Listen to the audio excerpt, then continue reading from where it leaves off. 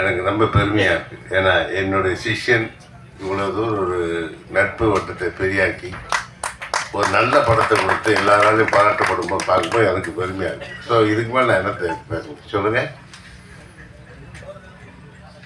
ஸ்ரீஹரி அந்த பையன் நிஜமாகவே ரொம்ப நல்ல பையங்க, ரொம்ப நல்ல பையன். ஏன்னா எங்களோட சீன்ஸ் எல்லாம் நடிக்கும் போது கொஞ்சம் முதல்ல டென்ஷன் ஆனார். நான் சொன்னேன், டென்ஷன் ஆகுதுப்பா, இது என்ன புரிஞ்சுக்கோ, இது எதுக்கு செல்றாங்கன்னு தெரிஞ்சுக்கோ, அதுக்கு மாதிரி பண்ணின்னு அதே மாதிரி அவன் புரிஞ்சுக்கிட்டு ரொம்ப அற்புதமாக ஆக்ட் பண்ணான் அந்த சீன்ஸ் எல்லாம்.